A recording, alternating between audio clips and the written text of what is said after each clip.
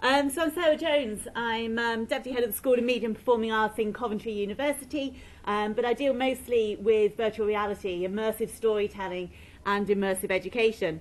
Because of what Si said, I'm going to just start with this, which is a developer that nicely mentioned last September.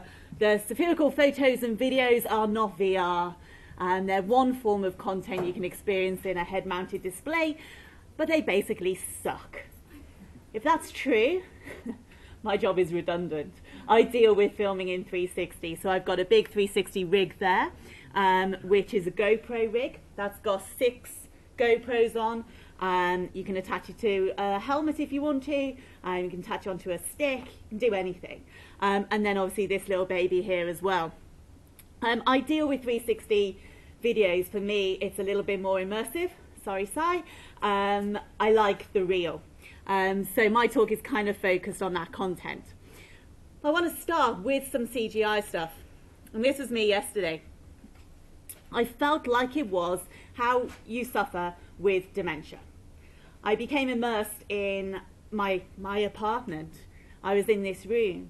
And it was really confusing because everything that I was doing kept on repeating itself. So I kept boiling the kettle and the kettle wouldn't boil. And I couldn't find my glasses because I put my glasses down and I saw them in the toilet, but then I moved into the kitchen and my glasses were there, so I didn't quite know where I was going on. The kitchen door was open, so I shut it, and then I looked again, it was open again, and the bin was full of rubbish, and I emptied the bin, and then that was full again. And these things kept on happening, and the phone was ringing, and there were voicemails on this answer phone, and I didn't understand what these voicemails were saying. Because one was from the doctor's surgery, but they said that they had some pasta for my dinner and they were going to come and knock at the door, and it was all very, very confusing. It was basically what it was like to suffer with dementia. And it was a really great game. Just play a few screen grabs from it. It's really hard to talk about virtual reality games when you're trying to put a screenshot that obviously is in 2D. It was great because I could understand what it was like with the vision. So the vision was blocked. My vision was all blurry and there was a ringing in my ears, and it was because I had hearing problems. This is why I think this technology is so powerful for education. It's about experience and it's about empathy, and it's allowing us to understand what it's like. So we get a much deeper understanding of a story, and that's really important in education. So my background is in television news. So I used to go around the world and tell stories. And I always wanted to get closer to those stories. And I found that filming in a normal way and with a camera crew and a sound engineer and all these people, I couldn't get close to the stories. So I started using my phone. I was one of the Mojo Brigade back in 2011, shooting and editing on my phone, teaching students how to do the same thing, because I thought that would get me closer. But there was still the barrier of the screen. And then I discovered my first story in VR, and it was Vice News' Millions March, and I watched it in a cardboard headset. So not particularly the most immersive experience, but that experience allowed me to understand that I could become part of a story. I was invited into that world so I could experience what was going on. And then I realized that that was the breakdown in the barrier. By using immersive technologies, I could become part of another world and understand a story. So that's what I started doing. Creating and making and trying to understand story that's produced filming 360 degrees, which isn't technically virtual reality, but we're just going to go with it for today. Gone are the days that you're watching a story because the news reporter has decided that you're going to have a story in this way. There's no decisions about telling a story with a start, a middle and an end, or filming different shot sizes, because you're filming 360 degrees all the time. The focus goes from, instead of finding out what you want to tell a story and how you want the audience to hear it and the sound bites that you want to give them, that's all gone. Instead, the question is clear, and it's all about how you want someone to experience the story. So when I start thinking about making content in 360 degrees, it's one of those classic things where you shut your eyes and you think, okay, if I'm filming at a protest, what do I need somebody to experience to feel like they're there? And that's the question that's at the heart of all of this technology. It does create a huge connection to the story. It creates a connection in a way that you can't have anything from normal 2D content. It's the connection that's related to empathy and the conversations about the empathy generator and the empathy machine, which Chris Milk, who someone referenced earlier, and Noni de la Penna, who's a great immersive journalist, talk about. And that is true. So this is a picture of two students who were using this technology, and they were transported to a Syrian refugee camp. They were looking around, and they were completely immersed in this story. And I couldn't take the headset off them for ages. They were really, really saying, like, no, stop it, I want to watch more. They were completely immersed in this story. And afterwards, when I asked the questions about how they felt about this story, what they thought about it, they said that they could understand this story in a way that they have never been able to understand it before. It felt more of a connection because they felt like they were there. One of the girls said that she could hear them whispering in her ear and that she couldn't forget that. And that's because she was an invited participant into the world. And that's the power of 360 degrees film. It's being used by the UN. Chris Milk is making loads of films for the UN for them to understand what it's like. Who are these people that they're making decisions about, understanding their situations. These are the three apps I mainly use for watching 360 content. Jaunt, Riot and Verse. Sky News, you can see they've got one of their 360 stories on Jaunt. They announced yesterday that they're going to launch their own VR app by the end of the year. Those three platforms are all free to download and have lots of content on of 360 stories. Some okay, some really good, some really bad. There's a lot of bad content out there, so it's navigating and trying to find the good stuff and not letting a bad experience put you off this technology. I would say the technology is too good for that, so make sure you find a good first experience. Out of the stories that are produced in this way, there's always two distinct narratives, and one's the reporter-led narrative and one's the character. So if you've seen things like The Displaced, New York Times The Displaced, or Clouds Over Sidra, which is one of the most beautiful immersive films, they're all led by characters. They're inviting you into their world to share that experience. The reporter-led narrative is almost like the easy option for 360 films. And I will be careful because I got in trouble about saying this a couple of days ago. But it is like the journalists just stepping into the 360 world, stepping into the VR world. And it's almost tech for tech's sake because they're doing a normal story and they're just filming it with a 360 camera, which I don't particularly like. So this is an example, obviously, a character-led narrative, a still from the New York Times Displaced. And this is more of the reporter-led narrative, which is Sky News, which they did inside the migrant crisis. I do have a clear preference myself for the narratives. I prefer character-led narratives. I came to VR because I wanted to get closer to a story and be with a character myself, walking through their world. For me, when you have a reporter there, then they act as that barrier. And that was the barrier that I wanted to break down, which is why I came into this world in the first place. Research I've done backs this up. There's very little research around what works. BBC are doing some great stuff, but there is very little research. Studies that I have done have shown that although there's no clear preference for a narrative, there's no clear, I prefer a reporter, I prefer a character. However, when you ask the question, what didn't work for you in these experiences, a common recurrence is the fact that there's a reporter presence, simply because it breaks the immersive experience. And this is the same for when you've got text on the screens. Comments that have always come up saying I didn't really pay much attention to the reporter. A reporter-led narrative meant you couldn't explore as much. You find your own way in a character-led, meaning you can potentially watch it over and over again. And I didn't feel as free as in the other experiences. Two other things have always come up in the research. The fear of missing out. This is a common problem when you're watching a story with no real linear narrative. You're experiencing it as you choose. You're looking up and down and looking all the way around. There's no clear narrative for you to experience everything that you want a reporter or a film producer to give you. So a constant complaint is that fear of missing out.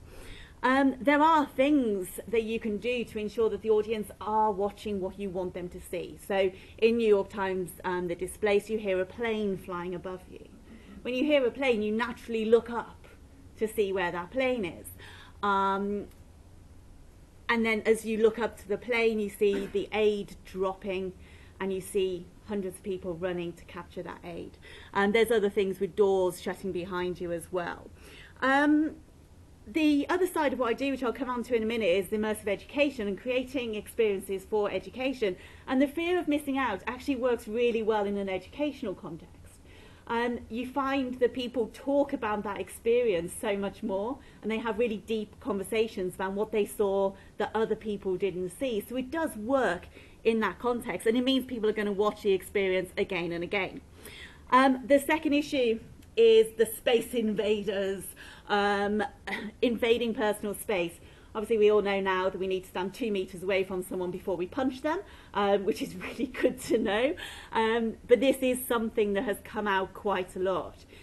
We want this technology to be immersive, and we want it to be able to get close to people, but we don't want them too close.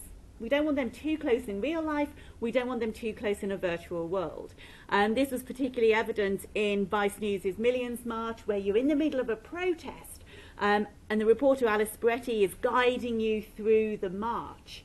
And people felt that they were sitting there and people were coming too close. They were getting in their faces all the time. So that's something to be mindful of as well. I said my first experience was using this little cardboard box. Thanks to this cardboard box, the technology is suddenly so much more accessible to so many people. So many people are getting their first experiences of VR because of a cardboard box. And it was Google that handed these out at a developers conference in 2014. The New York Times did a similar thing in November last year. They sent out 1.2 million headsets to all of its subscribers. And that coincided with the launch of the VR app, which meant that you could watch their content all week. Other people are getting in on the act. Coca-Cola boxes made out of virtual reality. My particular favourite, the Happy Meal. McDonald's are buying into the technology and creating a Happy Meal version, so your kids can go have a Happy Meal and then convert the box into a VR headset. My 3-year-old has her own headset already, and it's covered in Cinderella stickers, so she doesn't need the McDonald's one, luckily. This is my favourite. This is the Lego headset. And I keep saying each weekend, I'm going to build my Lego headset this weekend. And so far it hasn't happened. I'm hoping that I might do it this weekend because I think it looks really cool. And it'd be really good to be speaking at an event with a Lego headset. But that could just be me. So creating immersive stories is great. There's so many ways that we can bring audiences in and experience different worlds. But immersive education gets me really, really excited. You can imagine a classroom, a history lesson, where the teacher doesn't have to explain the history concepts. Kids can just stick on a headset and experience what it's like. Or in a geography trip, going to have a look at volcanoes and seeing it all erupting and really becoming involved. I was in Boston last November and I took all of these ideas and I met up with a group of school children there between the ages of 14 and 18, and they all put on headsets and experienced different things. Some were in the circus, they were flying the trapeze with the Cirque du Soleil. Others were driving cars, trying their best not to crash for the first time, as any first-time drivers do. And others were in NASA. And they were walking around amongst all of the rockets, and some footage that some of my students had shot. And they took off the headsets, and it was the same standard reaction that most people have when they experience VR for the first time. It was just like, wow, that was awesome, can we do it again? And I asked them to think about what it would be like if their lessons were taught in that way. And they all said the same thing, that they would remember that lesson. And we know all of the standard research. You remember 2 weeks after you've been told, after you've read something, you remember it. You remember 10%, you remember 50% of what you see, you remember 90% of what you do. If you think about actually experiencing something and being there, I think you can get almost close to the 100% mark, and I will do more research on that at some point. So there's a school in Aberdeen, the Hill of Banchory School, and they use this technology as well. So they tied up with Google Expeditions, the Pioneer program, and they got all of their school kids sitting down with headsets. They spent around 30 minutes in the class, which I think was about the right time. And when I first saw these pictures, I got so excited because I thought, God, these people actually know what I want to do. They get it, they're buying into it. And then I started to worry because I thought that it looked quite an insular class, that there was no social interaction, that they were all looking in different ways. And that really concerned me. I've got 2 young girls and I wanted to know where the social interactions would be within virtual reality. But the teacher afterwards said that they had so much more to talk about. It goes back to that fear of missing out, that suddenly these school children were really engaged in the subject and they wanted to know what everyone had experienced. And they were all experiencing different things. They had much deeper learning conversations, and those conversations continued so much longer than they would otherwise. So adding the gaming platform is really important. So the work that I'm doing at the moment is creating these experiences, and not just having it as an experience, but having it as a game as well. So they make active conversation, active decisions. They're not just experiencing a volcano. They're answering questions and going in different directions to help them get a full learning experience. And that's really important. Learning through games, you get 11% higher factual knowledge, 14% higher skills base, and you retain the information 9% more than if you're taught normally. Sounds awful.